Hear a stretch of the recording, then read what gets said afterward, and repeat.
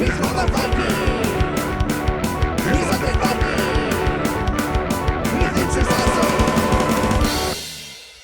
everybody, it's me, Undead Viking. I'm here to talk to you about this game. It is called Crazier 8s. This is technically the second edition, but this is a game, as you can probably guess, that is based on the idea of the Crazy 8s game that you've more or less likely played. However, the big difference is that, well, I mean, even though you are playing with a standard, deck of cards, technically, the cards themselves have some super awesome, cool artwork on them, and also every single card has a special power or ability that is used during the game as well. So let me show you how to play. It shouldn't take too long, and then we'll come back here and I'll tell you more about Crazier 8s. I'm going to go on a limb here, and I'm going to guess that the vast majority of you have played a game of Crazy 8s or a game of Uno at some point. Both of those games are based upon the mechanism of if you get rid of all the cards in your hand, then you win the game. Well, what Crazier 8s has done is they've taken that idea, that premise of a game, and they've added a bunch of different card powers that you have on all the cards that are in the deck, a standard 52 card deck, and they've added a new way you can win as well. So let me show you how to play. So at the beginning of the game, each person is going to be dealt 7 cards out of the 52 card deck. I haven't dealt out the other ones, just you're going to assume that I'm playing this with 4 people. This game handles 2 to 4 people, and you can play it in about 15 or 20 minutes, sometimes even less. And then you turn the top card over to form the discard pile. That tells us the suit of the cards, and also the number of the cards that we're able to discard on our turn. Just give you a quick glance at this one. It has a name of the card, says Hidden Gold, has some cool art here, and then you can see that there is a 4 and a sun, and it is yellow. Now, the suit is already on there as well, in case you have somebody that is colorblind, they'd still be able to see what it is. You can see that it is an event, so if we play this card for its ability, it says draw 3 cards and put 3 cards from your hand in the bottom of the discard pile. So you're able to kind of replenish your deck, if you will. You're able to, pick and choose, if you will, to make the cards you have in your hand better. But we can't use that power because of the fact that it is not being used for that ability. It is just there just so it can tell us on our turn what we're able to discard. So we're going to go ahead and pick up our hand of 7 cards, and we're going to go ahead and check out what we got here. Looks like we got a couple of sun cards. That's good. We can go ahead and we have cards we can discard. We even got an 8 that is a sun. You'll notice the background for the 8 is black, so you can recognize the fact that it is a wild card. The thing is that a lot of times the 8s have really, really good abilities on them as well. So you have to decide if you want to use it for its ability to change the suit of what you're able to discard, or if you want the power. So like this power is you gain control of your choice. You gain control of a card of your choice that's controlled by somebody else. And so that's asset cards. Remember I told you this is like an event? So an asset card is a card that obviously would say asset on the bottom here. And though these cards are placed in front of you like that, and it remains an ability and a power that you have until somebody either takes it away or it's discarded or something along those lines. So this one, it says at the beginning of your turn, you can look at the top card of the draw pile. You may put that card on top of the discard pile. So that's like a power that allows you to basically, because at the beginning of each of your turns, you have to draw 1 card. So if you have this ability, you're able to look at the top one. If you don't like it, you can put it on top of, or maybe you want it on top of the discard, because it'll help you as far as when you're going to have a discard, and you can then discard, draw a brand new card. So that's a pretty good ability. So maybe we want to use that as an asset. But on your turn, like I said, you will go ahead and draw a card. So we'll get, here we have a Crystal Palace, and it is a 2 of that Mystic Eye. And so we have a Moon, we have these Onks, we have the Sun cards. And so now, on our turn, what we're going to have to decide is that we're going to play an asset. Well, I already said that's a pretty good ability. So let's go ahead and take that Lighthouse. We're going to go ahead and put it down. That's our new ability. We can't use it now because the beginning of our turn is already over, but in future turns, we're going to be able to use that Lighthouse ability. And then we're going to go ahead and look at these cards that we have. So I have a Forbidden Knowledge card. A player of your choice draws 3 cards. That's a pretty good ability. And the Death card. Destroy a card of your choice that is in play on the table. Well, if somebody gets a really good asset card, like that one, we could play that to destroy it. So instead, let's see what else we got here. We'll choose up to 2 players, and those players draw 3 cards. That's an even better card than this Forbidden Knowledge. because that affects 2. So let's just go ahead and put this 7 down because it matches the color, and now we've discarded a card. Now, if I couldn't, that's fine. You just can't discard a card. And, and if you don't want to play an asset or an event, you don't have to do that otherwise. And there is no set path, in the set order you can do it. You could discard and then play this, or backwards or forwards, whatever you like. So then you'd be able to turn, and you let the next person go and so forth, and we go around the table. When it gets back to you, you draw another card, like always. And now maybe this is when we're going to use the lighthouse. So we're going to go ahead and check this card out. So, a fortune teller. Do I want to put that card on top, or do I want this card?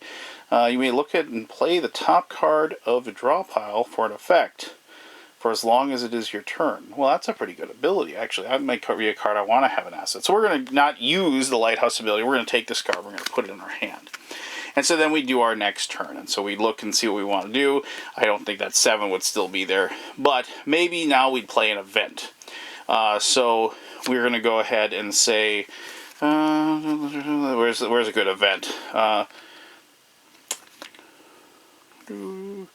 Well, maybe we'll play this one. Maybe we want to make enemies already. So we're going to play this as an event. And so we'd force maybe the person across from us and the person to the left of us to draw 3 more cards. And so they draw 3 cards and put them in their hand. With events, however, when you're done, what you do is when you discard them, they're placed at the bottom of the discard pile.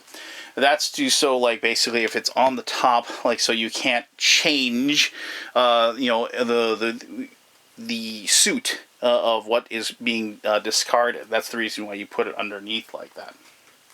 So, and then now we'd have to discard another card. So, maybe we take our 5 and discard it, and so on and so forth. So, and it keeps going around, and hopefully you'll be the first person to get rid of all their cards in the hand. The trick is that sometimes you don't want to discard a card. Maybe the powers that on the card themselves are so good that even though you can discard it, and that's helping you, you don't get to use their power when you discard the card. And so it's one of those weird decisions that you have to make that you're actually not moving towards winning the game, because it's a card that you think is going to be more powerful for you to hold on to and use later. Now, I mentioned there was another way that you win the game, and I wanted to show that to you. And this Crystal Palace card is one of those cards that allows you to win a different way. You notice it's an asset, and it says here, whenever an opponent has 9 or more cards in their hand at the end of their turn, that player loses the game. If you play that as an asset and that power is in effect, maybe it's one of those things after I've made those other people draw 3 cards. If they can't satisfy the 9 cards or less, they are eliminated from the game. And if you can eliminate everybody else that's at the table, you also win the game in that situation. And player elimination, I know a lot of people have a problem with it, but you have to remember that the length of this game really isn't that long. It's like that 10 or 15 minute length of game. So even if you do get eliminated, you've only got a few minutes to wait before you're able to play the next game of the night. So there you go. I mean, that's how you play Crazier 8s. As I said, if you're familiar with the get rid of all the cards in your hand mechanism, then you're really going to be able to understand this game really quickly and take to it really quickly. And obviously, this is one of those perfect gateway type games that if you want to introduce somebody to this designer card and board game world that we're all really excited about, this would definitely be something that you could use for that purpose. I'll talk more about that in my conclusion, which I will do right now. Alright, cool. That is Crazier 8s. So, this isn't a game that's going to take long to teach. I probably took way longer to show you the game in my gameplay portion than it will take you to teach anybody else. The only question some people might have is does this ability go first? Does it go second? There's some timings things going on there. But since the game very, very specifically says at the beginning of your turn or at the beginning of your opponent's turn or things like that, the timing is fairly easy to figure out. The cool thing about this game is what I said before. It's the fact that this is that perfect gateway game. It opens up the world of designer board games and card games to the people that may or may not be very familiar with, this passion that a lot of us have. And the bottom line is that the game is actually, a lot of fun. And it is very family oriented. And added to the fact, like I said, mentioned the artwork is really cool. The art, and as well, also there have like people from like like fantasy heroes, if you will, like King Arthur and Lancelot, and villains like Morgan Le Fay and things like that. And so when I played this game with my daughter, she actually asked me who these people were, and so then we eventually sat down and watched Excalibur together, which of course is a great movie, and maybe is not the perfect movie for an 8-year-old girl, but she really enjoyed it. But regardless, it was one of those cool things that like it had that little bit of extra business going on as far as the game is concerned, and and it prompted a very, very interesting conversation with my daughter. And plus, the game itself was fun for her and fun for my wife for us to sit down and play. I did play this with my gaming group a few times, and they all really enjoyed it for the light, very straightforward nature that it had. And it was definitely one of those things where I've mentioned these before. This is one of those games that I do throw in my my bag, my canvas bag that I bring to work every day, because I have played this at my job when we're just, like I said, this is a sandwich game. I got my sandwich in one hand, I got my soda over here, and we're all kind of talking and jibber-jabbing, and we can play the game and play a fun game and a challenging game too. But I don't have to have my entire focus upon the game, figuring out what my next turn is. I'm able to just kind of relax and have it be the extra added fun, or the extra added diversion that I need during my lunch hour, to just kind of forget about the preceding like 4 or 5 hours of grueling work that I've just gone through, and I can give my mind a rest, and I can enjoy my hobby before I have to go back and go at it again. So the game is just a lot of fun. Like I said, I couldn't show you, there's no way I could show you all the different cards and all the different powers, but I mean, the cards do an excellent job of just explaining exactly what they do. This isn't something where you're going to have to go back to the rules and say, hold on, I'll find out what the King of Onks do. Hold on, I'll find, you're going to know exactly what the cards do just by reading them, and there's no real slowdown of play. And like I said, it's very fast, it's very quick, and it doesn't, as my friend Scott Nicholson says, doesn't take a long time to get you to the fun. And for all those reasons, I really suggest that you check out Crazier 8s and think about adding it to your gateway/family game pile for your collection back home. All right, cool. If you have any questions about the game, please ask away. I'll be happy to answer those to the best of my ability. As always, I greatly appreciate you taking the time to watch this video.